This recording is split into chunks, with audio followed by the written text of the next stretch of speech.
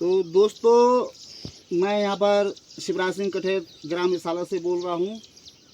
जैसे कि आप सबको पता होगा, 24 तारीख को रात को जो तूफानी बारिश आई थी, उसने यहाँ पर कितनी आपदा और कितनी हलचल मचाई, कितना यहाँ पर नुकसान किया है, वो आप सभी को दिखाने की कोशिश कर रहा हूँ।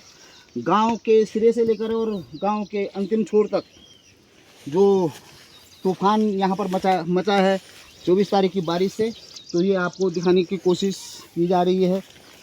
ये यहाँ पर जिस प्रकार से इतना बड़ा ये तोड़, हमारी भाषा में इसको तोड़ बोला जाता है, तो तोड़ का पेड़ इतना भरकम पेड़, और ये क्षतिग्रस्त का ये उखड़ गया समेत जड़ के, ये समेत जड़ के उखड़ा। और कितना यहाँ पर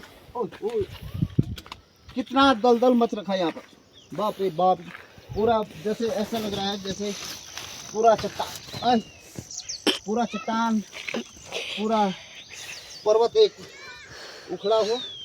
यहाँ पर दलदल जो है फंस रहे हैं यहाँ पर, और ये इतनी पोली ज़मीन है यहाँ पर, बिल्कुल सॉफ्ट ज़मीन जिसको बोला जाता है। इतना भयंकर यहाँ पर जो तूफान आया, जो बारिश आई, इसका कारण एक ये भी हो सकता है, जो हमारे ये रास्ते बिल्कुल ऐसे में खड़े में बनते हैं और आरसीसी मार्ग बनते हैं, तो उसका कल, जैसे मैंने कल आपको बताया था कि जंगलों में आग लगने से किस तरह से पानी का बहाव गाँव की तरफ आता है, उसी प्रकार से ये जो आरसीसी मार्ग बनता है, ये सीधे ऐसे खड़े में जब मार्ग बनते हैं तो वो पानी सारा एकत्रित होकर आगे बढ़ता जाता है, जहाँ पर इसका निष्कासन इकट्ठा होकर के इस तरह से तबाही मचाना शुरू कर देता है।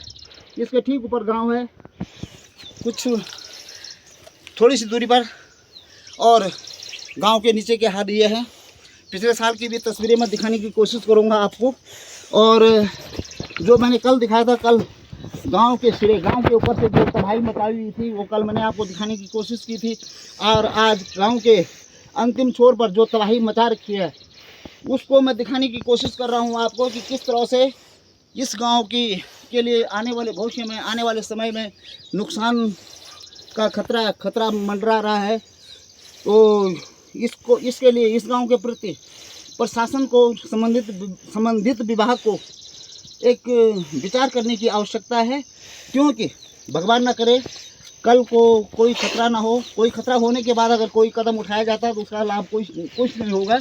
इससे पहले इस खतरे से निपटने के लिए, इस गांव की सुरक्षा हेतु संबंधित विभाग को कोई ठोस कदम उठाने चाहिए।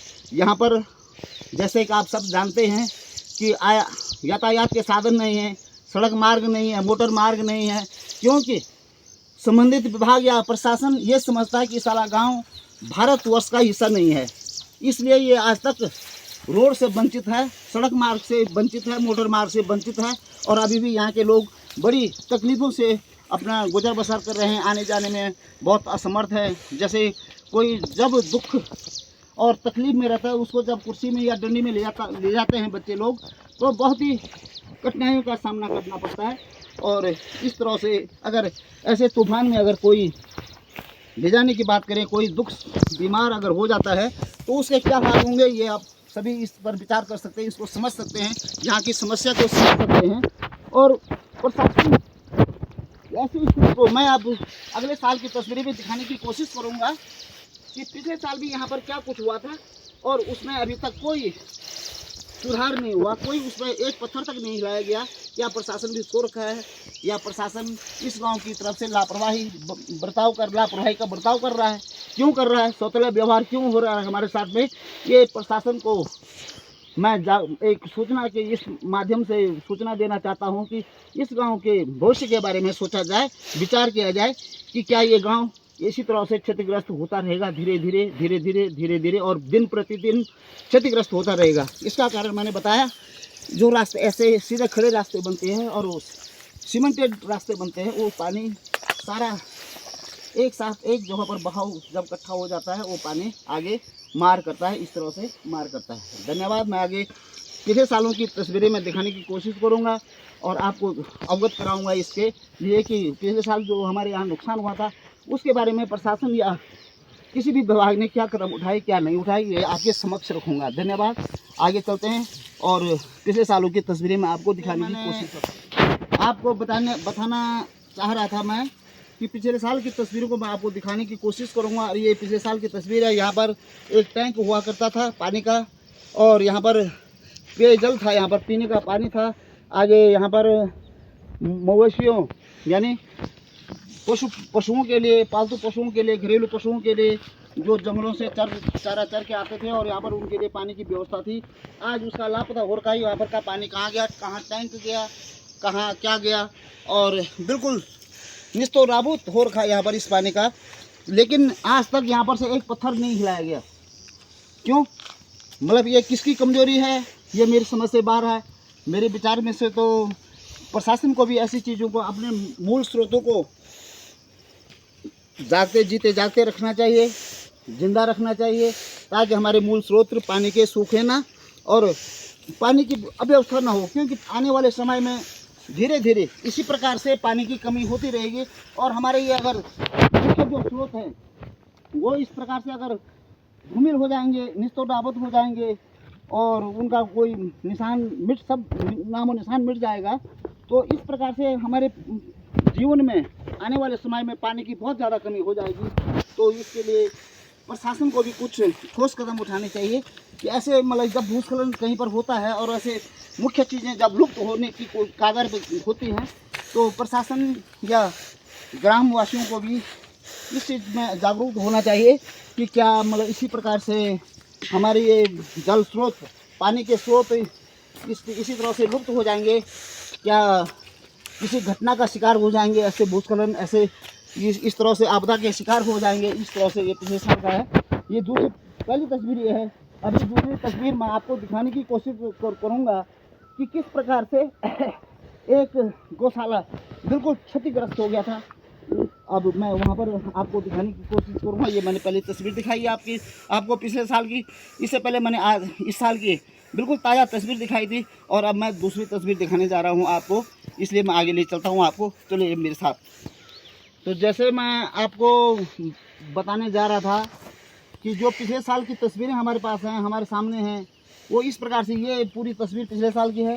ये यहाँ पर गौशाला हुआ करता था, 2 गौशाले थे यहाँ पर, और ये किस तरीके से स्लाइडिंग हुई ज़मीन की पूरे ऊपर से, इतना ये ऊपर से पूरा धंस गया, और ज़मीन नीचे, मेरे समझ से ये नीचे बैठ के सीधा आगे, अगर थोड़ा सा बारिश और होती तो ये पूरा आगे भूस्खलन हो सकता था।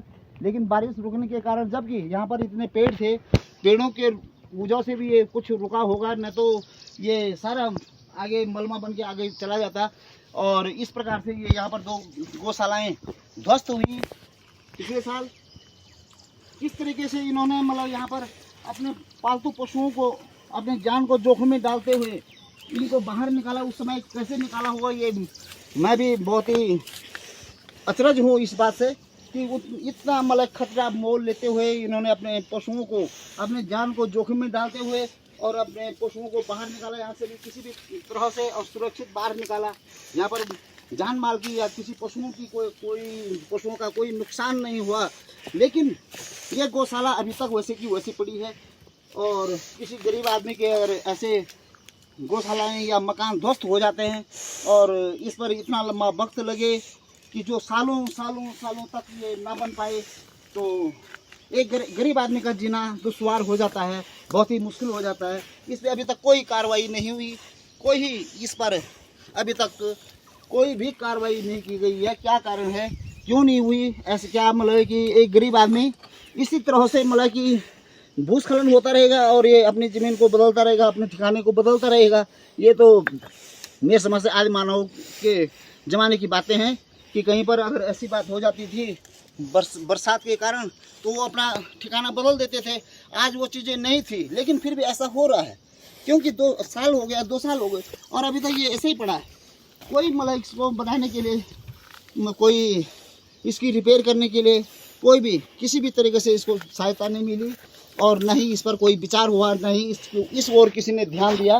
तो इस पर भी ध्यान देने की ज़रूरत है। प्रकार से आपदाएँ आते हैं, इस तरह से अगर भूस्खलन होता है, किसी का अगर नुकसान होता है, तो उस पर तुरंत इस पर अमल होना चाहिए, ध्यान देना चाहिए, विचार होना चाहिए इस पर। और ये मतलब कि ये जो जगह है मेरे ठीक बाईं ओर, जो मैंने इससे पहले आपको तस्वीर दिखाई थी, ये ठीक बाईं तरफ मेरी नीचे की तरफ है।